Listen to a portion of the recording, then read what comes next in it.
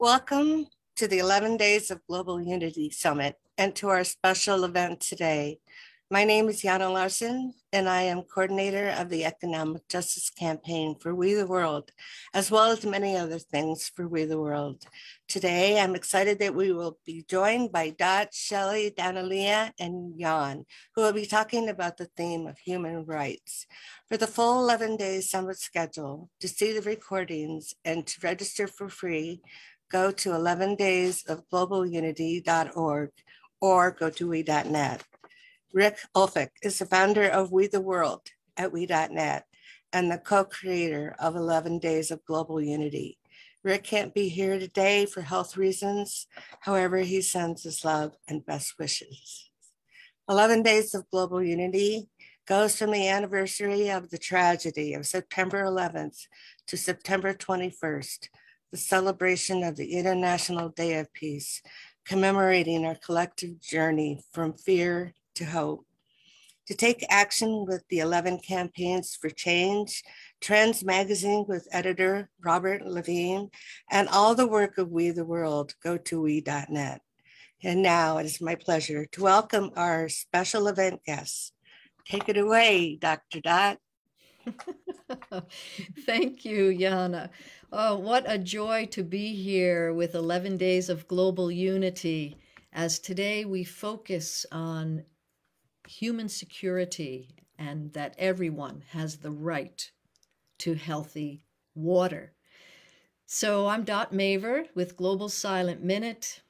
I'm here with Shelley Ostroff, Codes for a Healthy Earth, Eco-Governance, and the World Water Law. As we team today from Peace Week 2022, our fireside chat. And we are teaming with 11 Days of Global Unity. So I wonder, Callum, can we spotlight Shelley also? That would be great. So Shelley and I will chat for a bit, and then we will welcome Danalia Castell, founder of The Listening Field, who will share from our nature elders, and Jan Golding, co-founder of Eco-Governance, who will offer solutions for healthy water, which we perceive is a key to human security. And again, everyone has the right to healthy water. We also want to give a loving shout out to our dear brother, Rick. And Jana, thank you so much for all that you are doing for all these presentations. And we send our love and blessings to Rick. So Shelley, we have been on this 99-day journey of peace through unity towards a thriving world for all of life. I mean, all of us, 11 days and Unity Earth and Sign, and just so many of us. And we've been asking the question, what does it mean to self-organize towards a thriving world for all of life?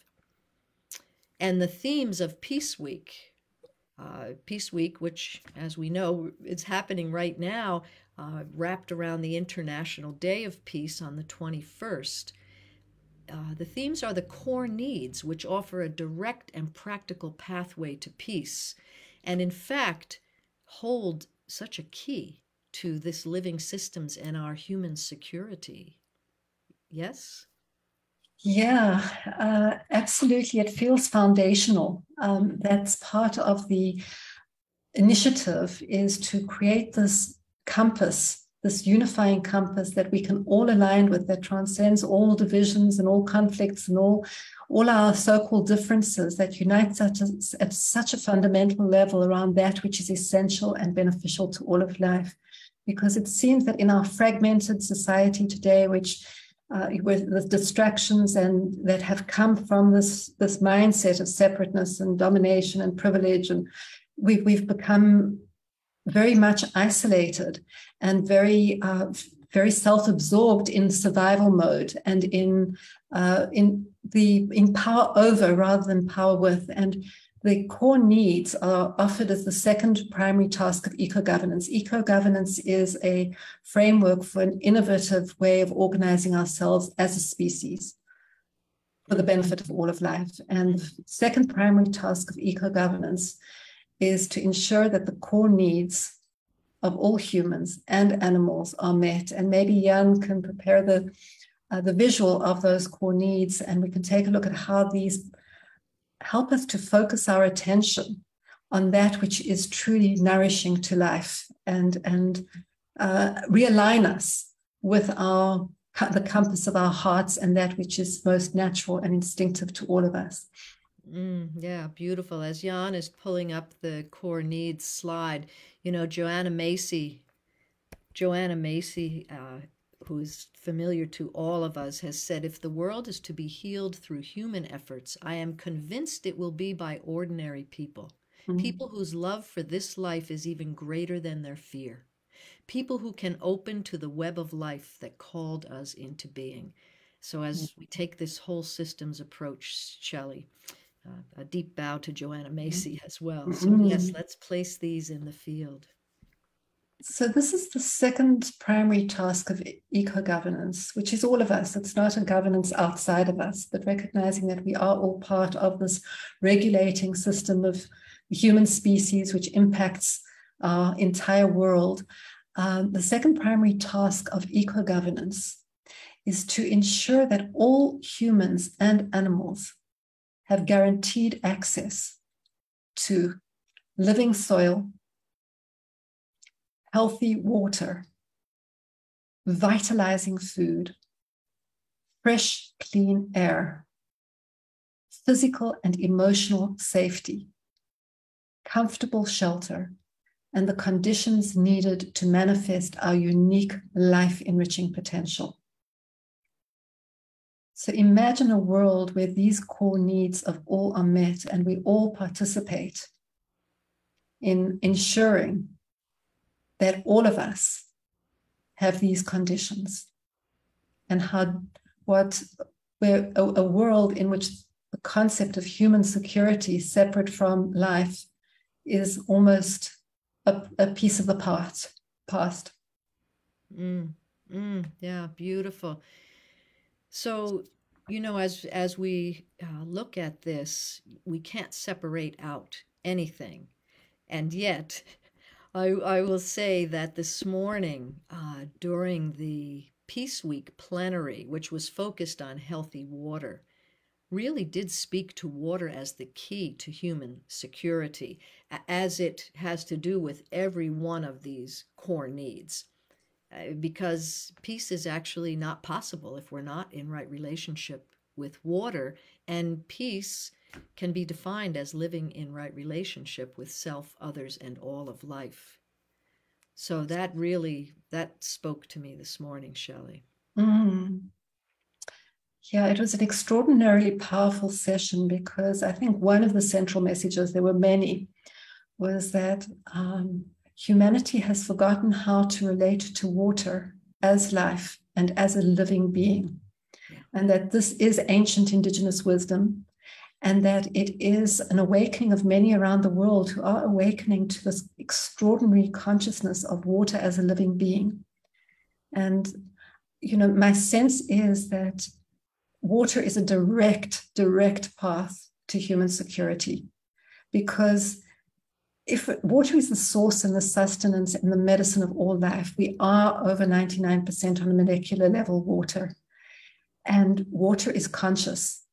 And water has pristine water as nature intended, as nature knows, has a very, very extraordinary intelligence, a life intelligence, a nourishing intelligence, an intelligence that has been through all of us and all of life. And you can imagine this vast one water body that is informing all of life and holds all of life in a drop of water and just the life cycle of one drop of water. And that intelligence that we may not be aware of, because we are very limited by our very concrete human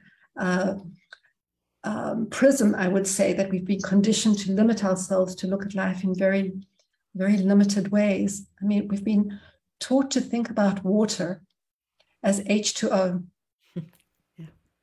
Yeah. It's kind of, what a way of distancing ourselves and of separating ourselves from water that is who we are, and that is, I would say, very close to what we experience to be that source of all life.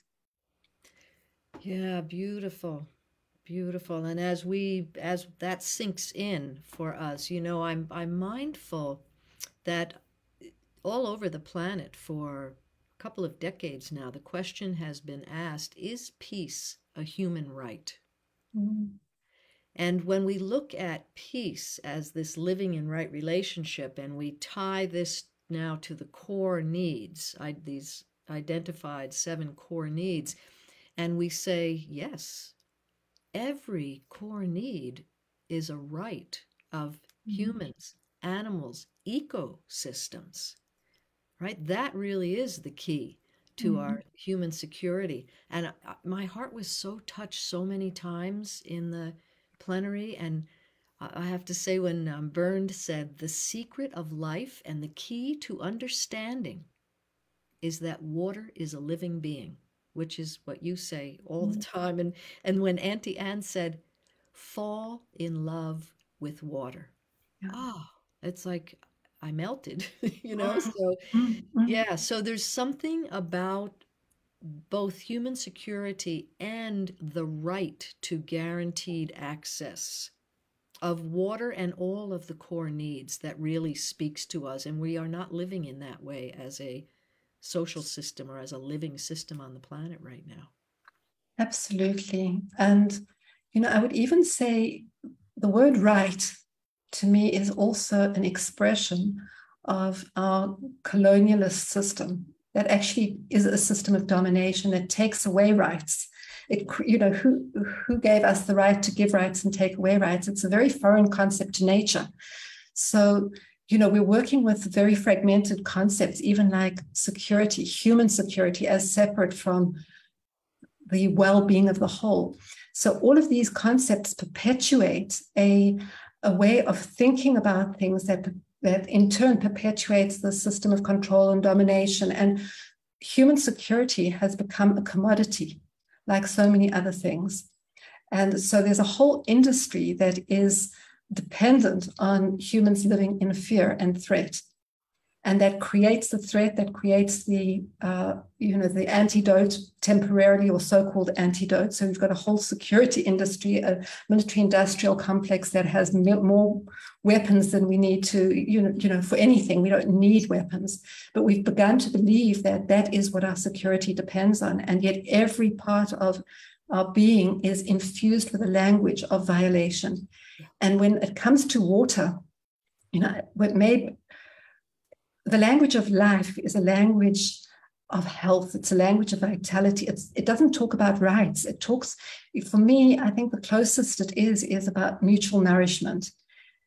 Because the language of life, it's all about ensuring that all parts of the whole receive precisely what they need to manifest their unique potential in mutual nourishment with the whole. And that's what the 7 core needs are about, because when those are met, as nature knows how to do, as our body knows how to do, as the ecosystems know how to do, then we are thriving. And human security is just a natural expression of a healthy environment where there is no oppression.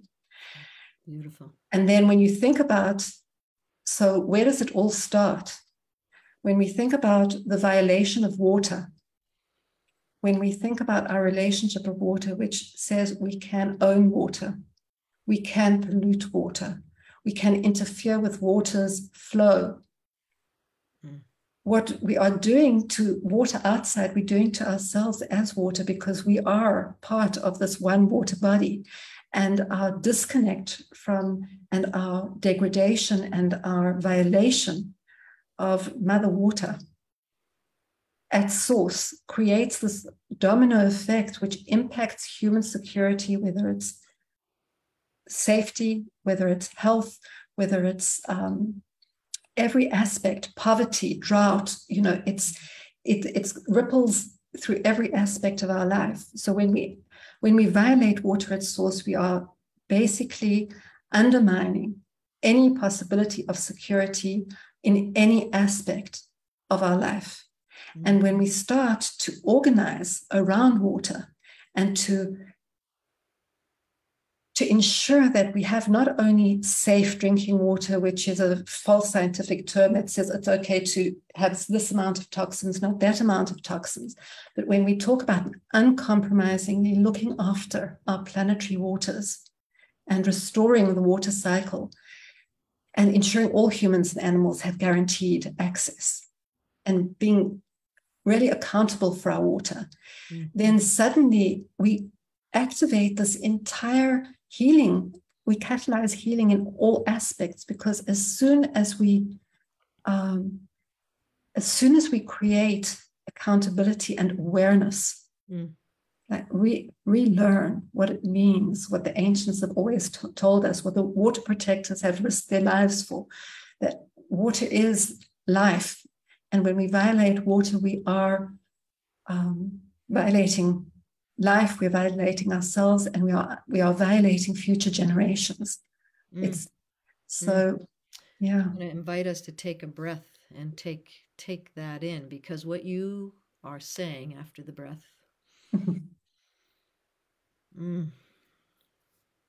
is that we actually face a distinct opportunity of making violence history. Yeah. And at the heart of this whole systems approach to whole systems healing, as we focus in this moment on healthy water, I mean, what is the definition of health? And I'll submit it's a free flow of spirit through form. So to hold sacred and to recognize as sustenance and medicine, if you will, for all of us, imagine, I mean, we'll be activating a whole systems healing response with healthy water. Absolutely. I mean, you say free flow of spirit, and that's the language of water, isn't it? Yeah. A free flow. Yeah. And so when we, we're working in so many different ways in a very symptomatic, technocratic, profit-driven approach to solutions, which is, as I said, perpetuating the concept that it is all fragmented and siloed off. But when you start with water, when we really honor water at source, and when we bring water at the center of our governance, a water-centered, life-centered governance system, then everything changes. Our education, our agriculture, our health system. When we think about, I think that people have said that 99% or more of our health problems are water related. Wow. Yeah. And it makes sense. Yeah, I can believe that. Makes absolute sense. Yeah. So as you're saying this, we're taking this focus during Peace Week on as solutionaries, right? And I love how you talk about that, like solutions. It's a big picture solution that needs to happen, because human security is not separate from our whole systems living. I mean, it just isn't, and we tend to keep separating out everything, as you have reminded us. So today, as we focus on water, and water as a key at the heart, perhaps, of human security, you have developed a law, a world water law. You have offered this during World Unity Week in 2019 or 2020, I believe. And which is really kind of profound to think about. If we can activate the social will, which will in turn activate the political will on this planet as we the people, right? We the world, then we can take this whole systems approach. Do you want to talk a little bit about the World Water Law? Yeah, I a few years ago, I had a very powerful vision where I had the privilege of communing deeply with water. And, I think, as Burns said today, when that activation happens, you can't see the world in the same way again. And it's available, it's accessible to all of us, and more people are becoming, having that experience of really learning to just spend time talking to water, and water responds. We know from Emoto and from Beda Austin and others who are crystallographers who show water responds to thought. So when we actually spend time with water and ask to just be in heartful connection and to be in communion, she responds. So I had a very powerful vision a few years ago where I saw water as the unifying force of our time.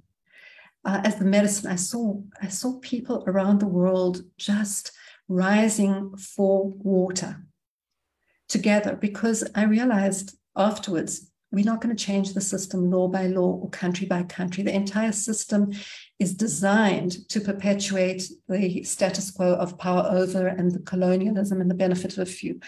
This is a time where each and every one of us need to rise and say, how do we take responsibility for the world that we are co-creating? And suddenly water showed how to do that. Because if we're going to find that most unifying issue, I don't want to call her an issue, that most unifying essence that we can connect around, I believe it would be water, that we can all say, yes, we all understand that we all need water. And for me to have water, everyone needs to have water, and all beings need to have water, because water doesn't have privilege or prejudice. So we all have to understand that there is one water body, and rather than thinking this water is ours because it's local, how are we accountable for that water on behalf of the whole? It's a shift. It's a whole shift from this concept of ownership to a concept of this is our gift to look after this water on behalf of the entire living body of which we are part. And as a continuation of that, it became clear that what was being asked was for a proposal for a world water law, which unifies humanity around 4 simple principles. And Jan and I articulated something, we shared it with many people, and the result can be shown in this little video, which has the 4 simple principles I mentioned earlier in a distilled way. If Jan can show the video. Let's watch that now. Mm-hmm. Yeah.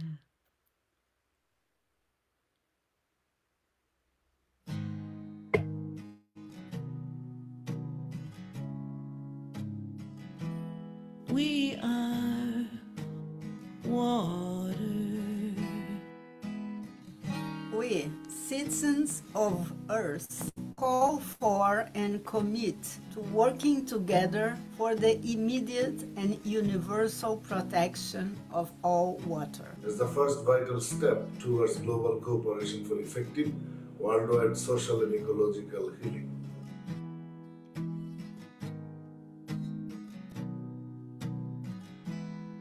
The World Water Law requires the uncompromising protection and restoration of all natural water sources, watersheds, aquifers, lakes, wetlands, estuaries, and oceans.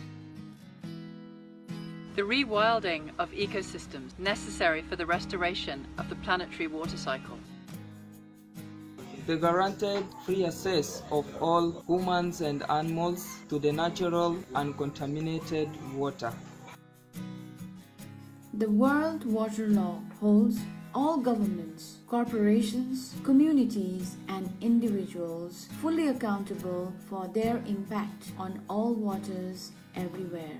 This one law serves as a unifying foundation for all governments and citizens to work together with community-led wisdom and stewardship councils in ways that effectively serve the health and vitality of the whole. The World Water Law provides an essential foundation for aligning human laws with the original laws of nature. This global initiative honors the many water guardians around the world who have dedicated their lives to the protection and reverence of water on behalf of all life. Join the Global Alliance for a World Water Law and add your voice to make the World Water Law a global reality. Together, we rise for water. Together, we rise for all of life. We rise together with the tide. Water's law now must preside.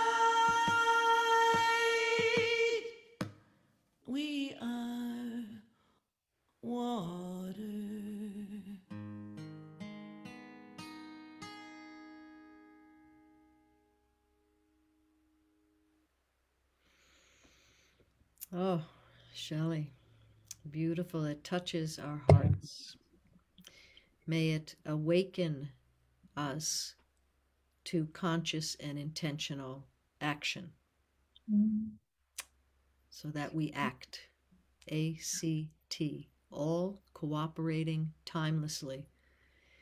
And it seems that accountability is really a key here. Before we invite Danilia to share with us, do you want to speak to accountability? I've heard you talk about that many times. So much of the devastation that we're seeing today, this trauma vortex that we're in, is enabled by lack of accountability and secrecy. And so just each of these principles are activations for whole system transformation, because as soon as we step up to holding ourselves and each other accountable for our impact on all water everywhere, nothing can stay the same. This one simple intervention, if it is global and coordinated to the extent that it can be, but we put the homeopathic drop of accountability into the system, no system can stay the same. None of the industries can persist, because no one has any right to violate anyone, the water. And so when we actually hold people accountable for their impact on water, when we understand and reveal what's happening to the water, and we're seeing the immense pollution, the commodification, the damming, the ownership, just what's happening to water, and the impact on the billions of people and species that do not have access at all to water, or to clean drinking water, or to any water at all. Holding people accountable for this is essential. So my dream, my vision, my invitation is for each and every one of us just to imagine how we could bring this world water law into a reality in the nearest possible future. And there is a global alliance for a world water law, but this isn't a centralized concept. This is about each and everyone taking their part and doing it in whatever local or global way, using whatever power we have, whatever authority we have, whatever networks we have, to bring this idea into the whole.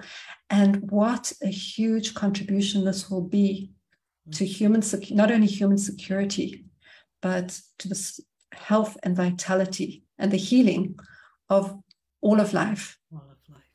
Yeah, humans, animals, ecosystems. Oh, just beautiful. Yeah, so I know it's in the chat.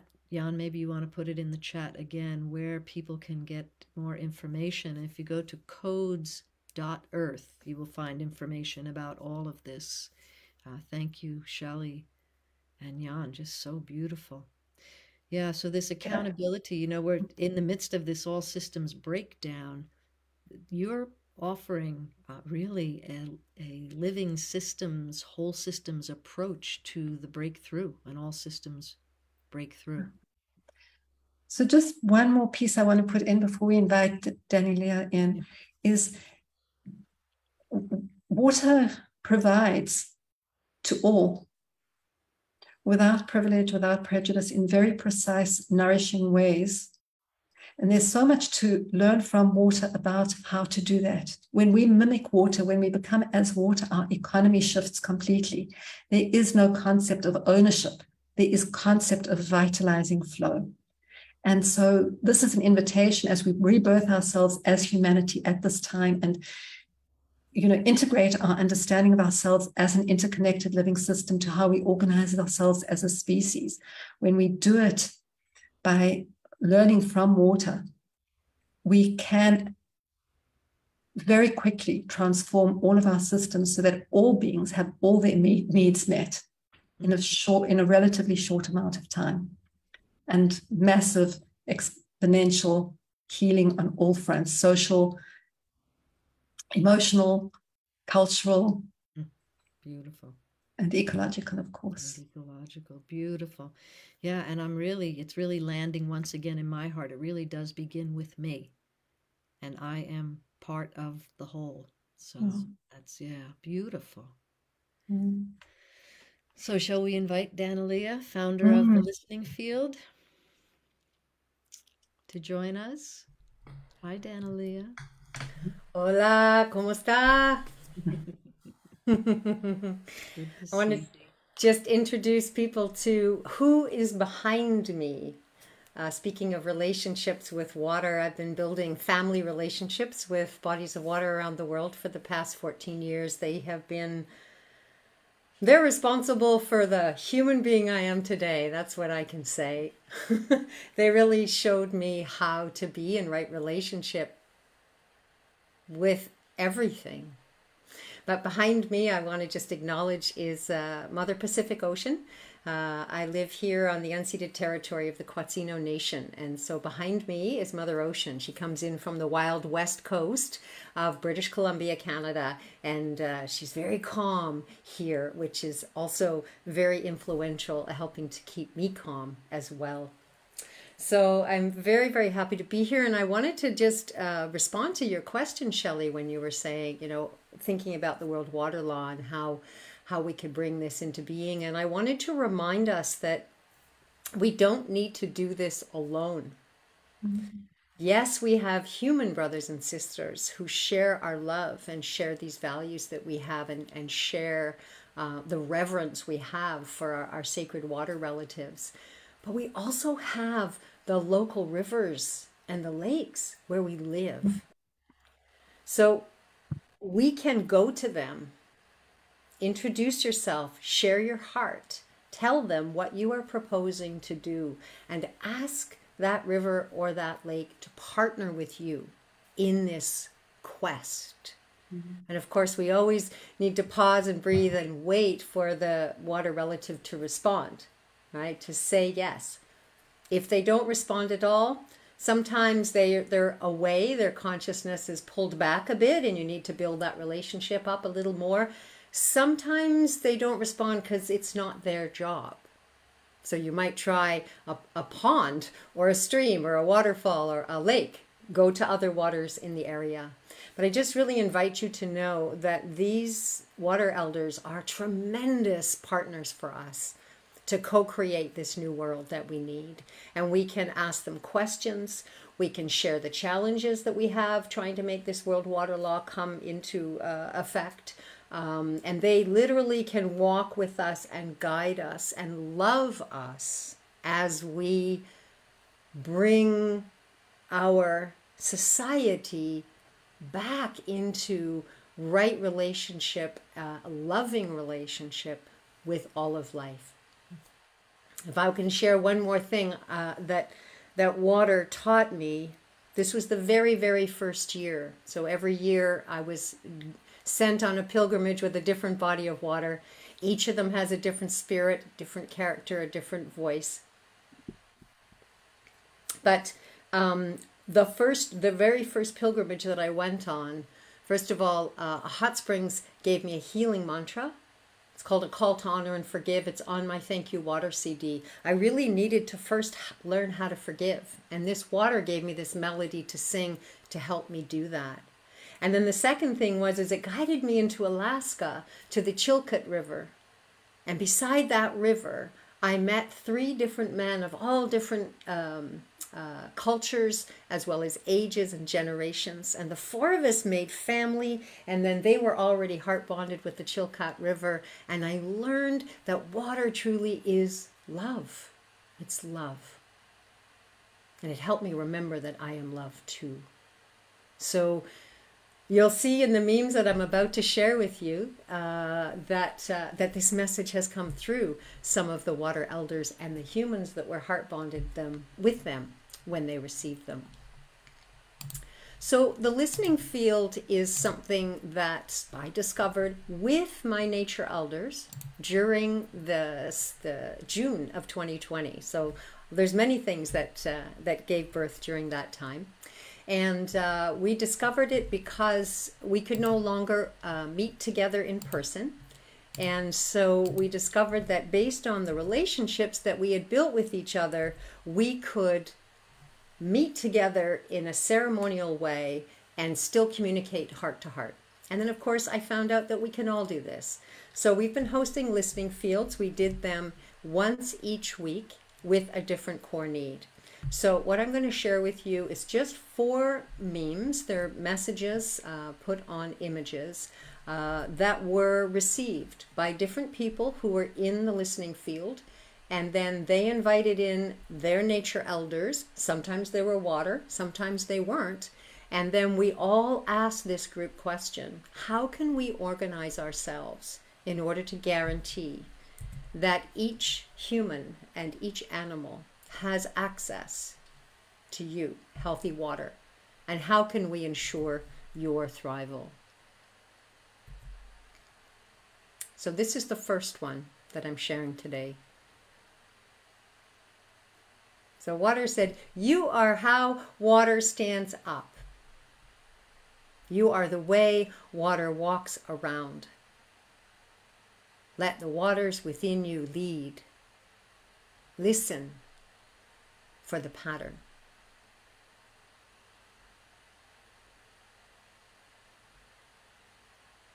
This one reminds me of when the first time I read the World Water Law. I heard this voice inside of me. I'm an embodiment artist, so that maybe explain a little why. But I heard, what if the World Water Law walks around in us? And so then I was guided to create this process in which we actually go inside the water of our own body and have a dialogue there about a world that's built on water ethics.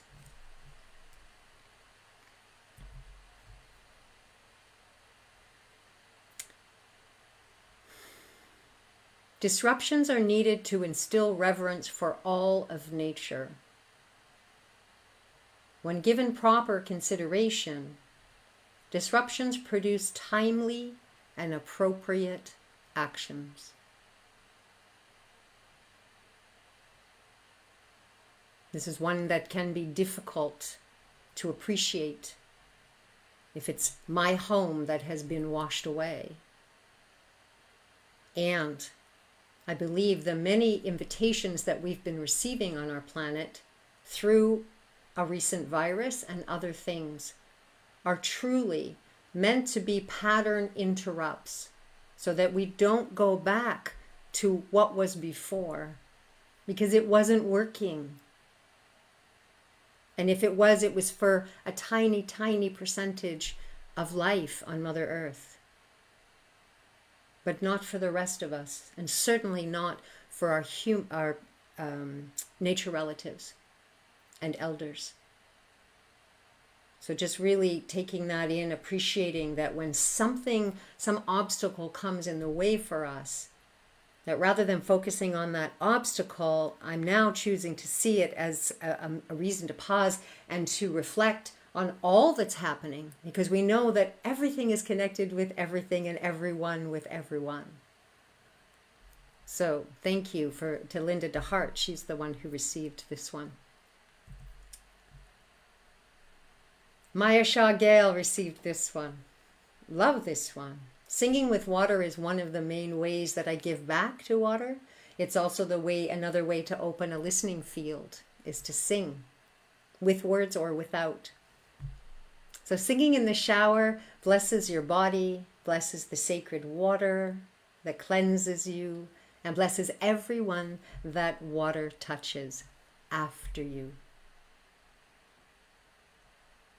Again, remembering when they say that all of the water that is here on Mother Earth has been here since the beginning.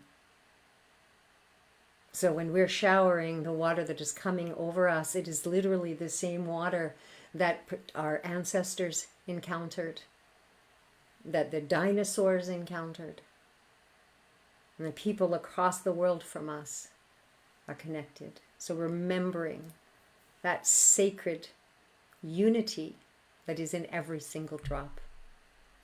And that when we sing, we amplify the love, we amplify the energy. And then as it flows onto its next place of being, your blessing goes with it.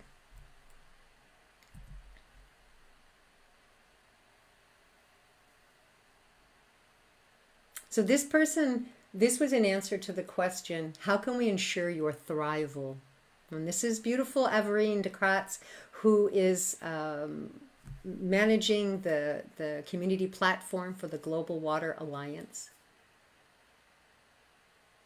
Give me space, let me flow, sing, dance, play with me, respect me, honor me, be grateful for me, map me, call me, be my name, call me by my name, resonate with me, spend time with me, flow with me, float with me, connect with me, give me space, let me flow, sing, dance. Just felt really guided to let this be a stream, a never-ending stream of connection, of love, of conversation, of voice, of presence, of silence. One of the things our nature elders, especially our water elders, appreciate is us coming to just sit with them. Just be. Breathe and feel and be. And in that heart-connected place, there's that beautiful free flow of love between you, as well as their consciousness recalibrates ours, reminds us of who we are. We are water relatives on a water planet. The last thing I want to just share with you is that in 2018, my telepathy with water was turned down. I could no longer hear water. I wondered what was going on. All it was an invitation for me to go inside the waters of my own body, and I realized that I wasn't loving myself.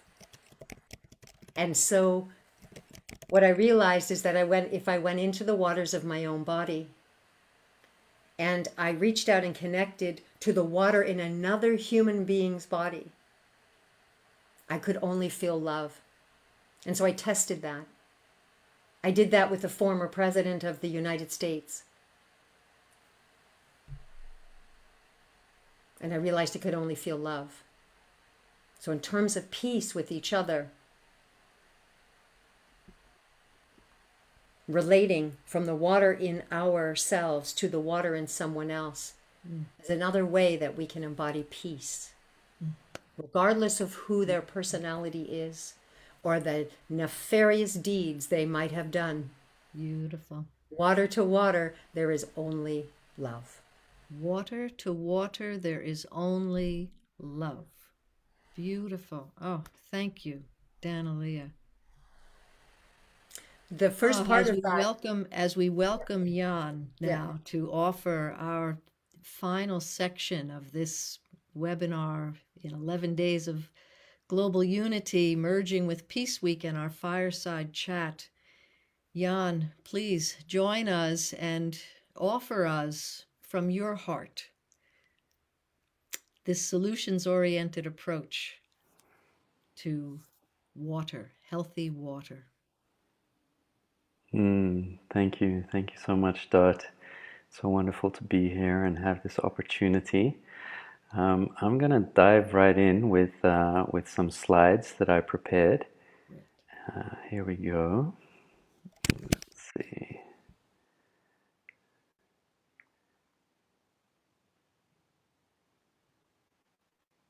And so, whole system solutions for healthy water. Wow, there's such an abundance of solutions out there, and how come they're not finding their fullest expression?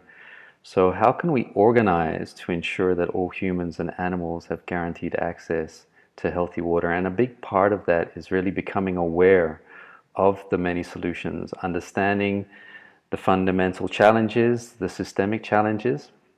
And so just to kind of give a little bit of context for those who are here for the first time, as I said yesterday, these 7 core needs, they're very, very interconnected.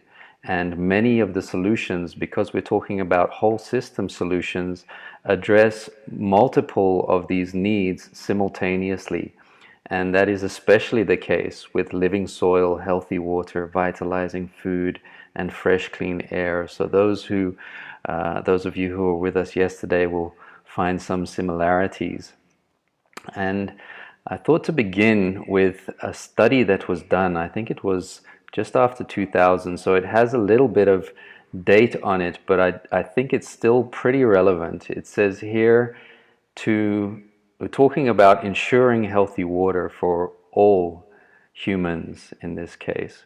It is not a question of cost, but of priority. Bringing water and sanitation to all would cost $10 billion a year. That's about the same as Europe spends on ice cream in the year. And that was a study that was commissioned by the UN.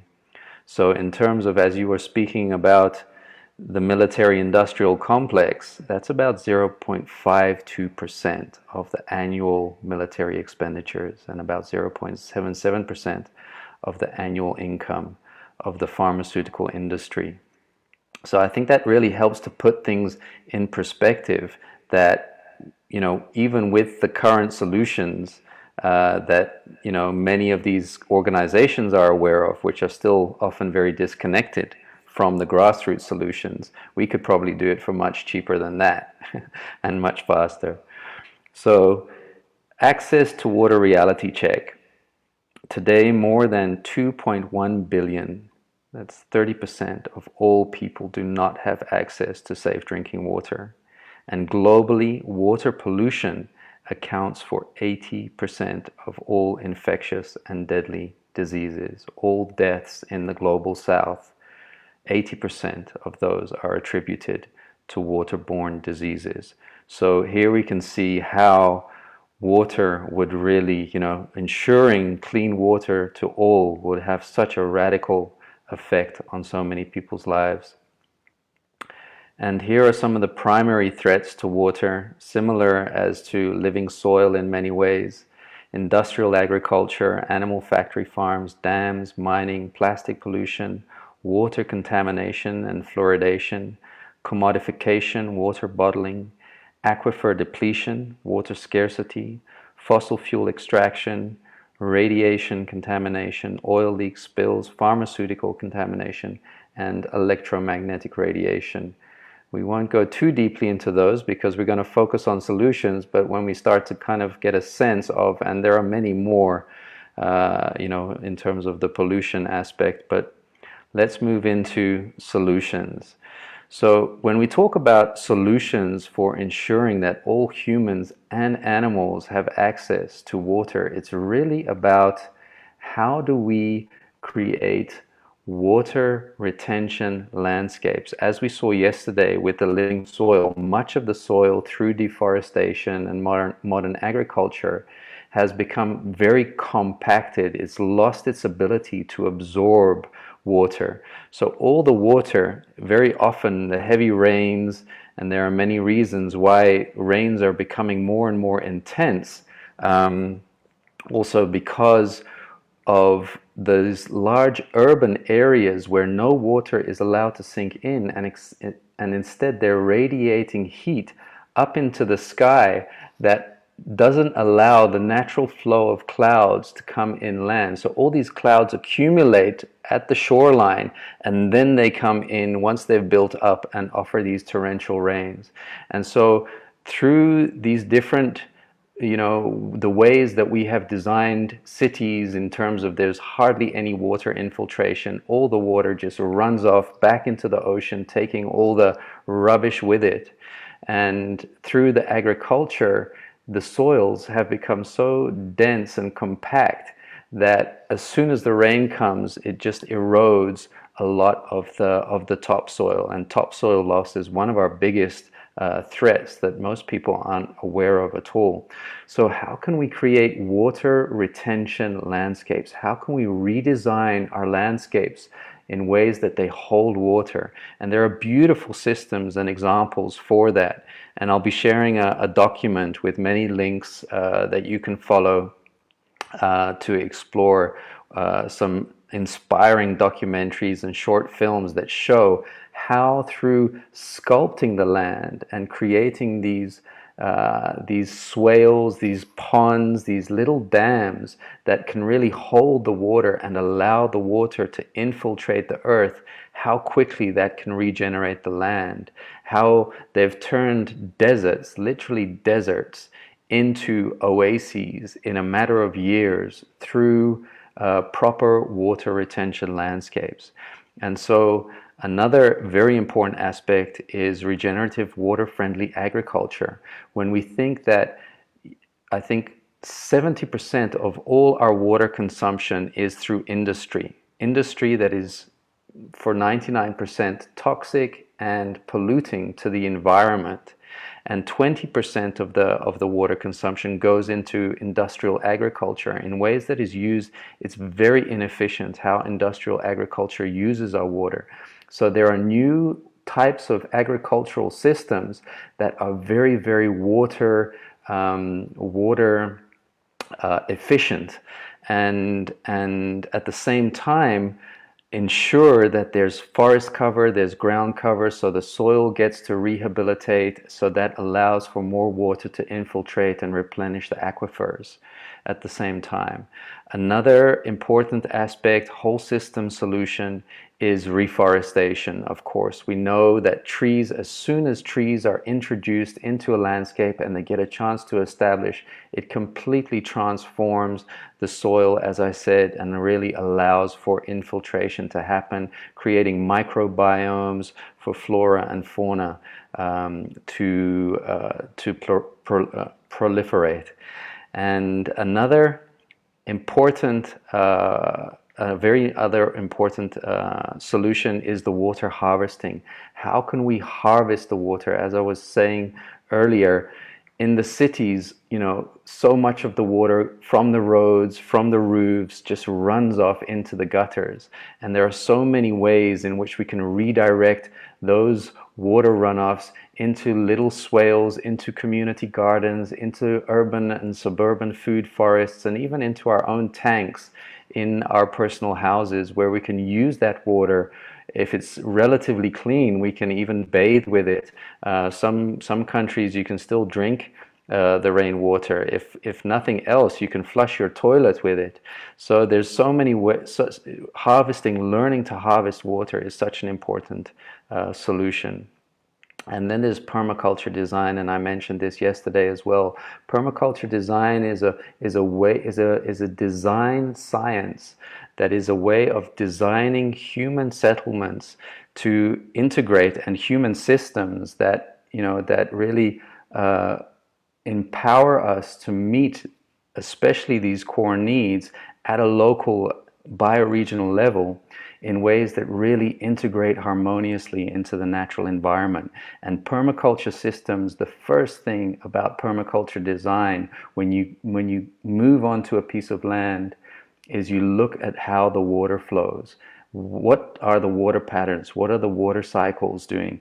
And you design, the entire design of the land is according to those water flows and how to maximize water infiltration and catching as much water as we can, as high up as possible, so we can gravity feed our crops below. And then, of course, there's the World Water Law as a whole system solution that really, you know, that's a systemic solution that allows all of these other solutions to really find their fullest manifestation in the shortest possible time. So when we unite and align around the World Water Law, as Shelley said, that is so self-evident in many ways, these 4 simple principles, all of these solutions can be implemented very, very quickly, and at the same time, all of these threats will be eliminated very, very quickly as well. And so in terms of what can we do as individuals, and as I said yesterday, one of the important aspects is self-educate. How can I minimize my water footprint? How can I ensure that I have access, that my community has access to the purest possible water? And there are many, many ways to do that. And as I said, I'll be sharing a document around that. So harvesting your rainwater, again, eating local, organic, plant-based foods is very helpful for the water supply. And of course, something that we often overlook are the products that we use, the cleaning products, the cosmetic products, all of the things that we flush down the drain. There's one thing, if you would put it in the water, only put that in the water that you would actually consume, that you would either eat or drink yourself. So, I mean, obviously we don't want to eat soap that much, but these natural soaps you could eat and you wouldn't be sick. So it's not like these toxic products, these toxic cleaning products, these toxic cosmetics that are really damaging the water. And then there's all these synthetic clothes and the microbeads, and the water is getting so much contamination at the nanoparticle level that it's really important that we educate ourselves on how to use natural and biodegradable products. And a big part of that is also learning to live a zero-waste lifestyle. Minimizing our plastic use is a huge step towards that. And then, of course, you can start a local community watershed stewardship circle. And there's information about that in the document as well, where local people start to come together and start to, just as was described, really start to commune with their water, start to understand where their water source is coming from, and really start to look after it as a community. And so finally, as a whole system solution, we're talking about all these several core needs as a whole. How can we work together as humanity to really focus on that which is essential and nourishing to all of life? And how can we all ensure that the core needs of all humans and animals are met in the shortest possible time, knowing that we already have everything we need to make it so? It's really a question of how do we organize. So you're invited to come to ecogovernance.earth to explore that question further, where we're starting to organize and connect and moving into action. So thank you for listening. That was a whirlwind tour, but oh, bless you, Jan. Thank you so much. And yeah, as we thank Jana and welcome Jana back into the spotlight. Oh, thank you, Jana, for making this possible. Well, thank you. This has really been fascinating and very in-depth. I'm reminded as the coordinator for the Economic Justice Campaign for We the World, I'm working with people in Africa. We have a volunteer in Pakistan, and in so many places where water is just so necessary, and it's so hard for them to get the water. Even here in Ohio, I live near Cleveland, and I work with the Poor People's Campaign. I'm on the coordinating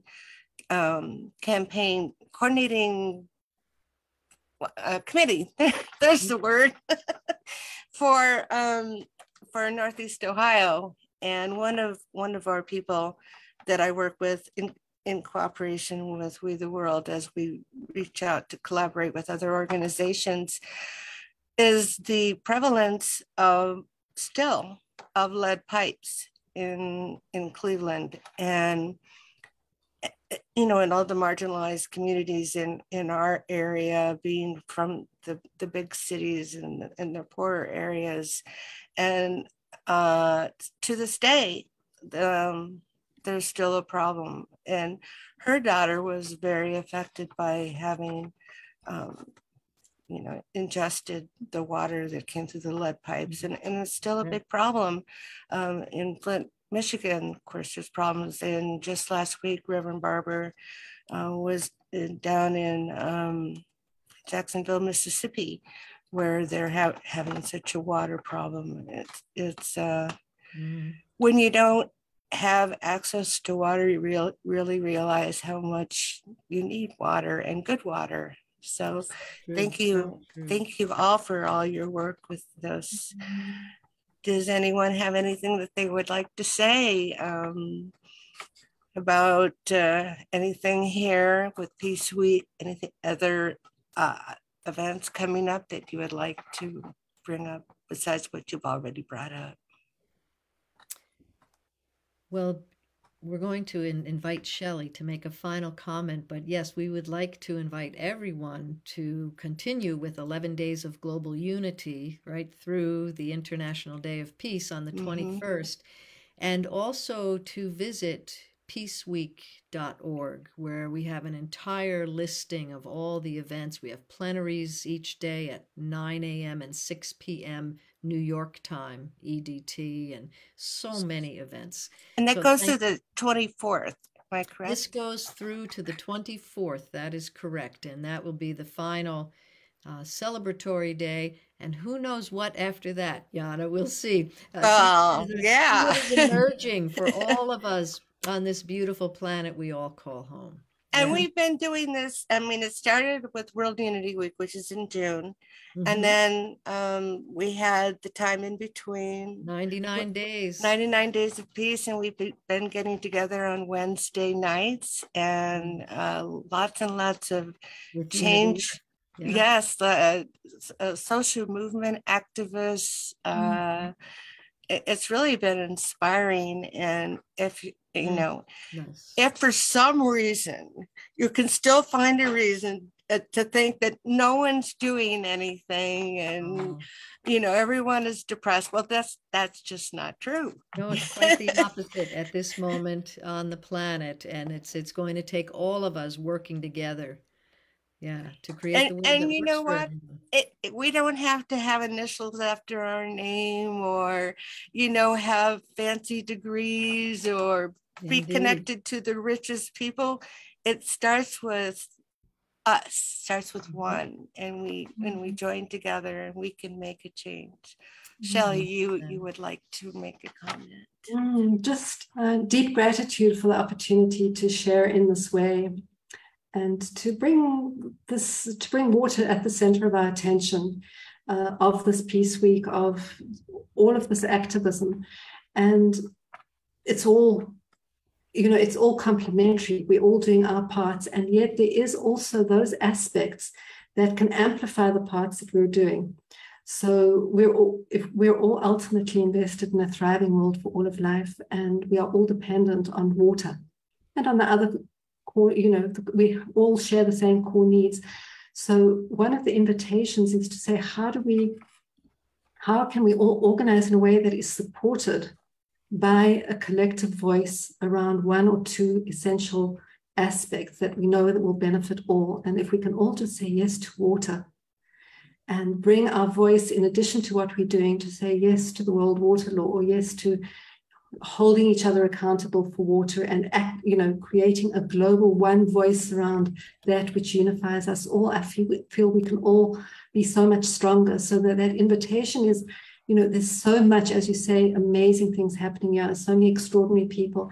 And now there is an opportunity to truly unify around a collective compass. And with that unity, I think we can all be so much stronger. And just given that we're speaking about water today, when we hold water in our hearts, and when we restore water, we eliminate poverty, we create health, gender equality, all of the different aspects are actually healed when we heal the water. So yeah, thank you for the opportunity to just really, really bring that with love here, and so inspired by the field that is being created by all of us. Thank you. And I just saw Ben Bowler pop up here. I don't know if he has a comment to make, or that's just to surprise me. Yes, well, Ben Bowler has been with us today, and if he may have had to jump into another event, but if he is still here, he's more than welcome, yes, to make a comment. So thank you again, Jana, for inviting us, and for being such a beautiful demonstration of inspiring cooperation on behalf of the common good. Well, it is truly an honor to be among all of you and to meet you. And I hope we will get to know each other better and continue to work together for our mutual needs and our benefit and our happiness. to create a better world.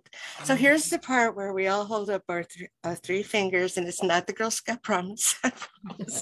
Anyway, this is where we go from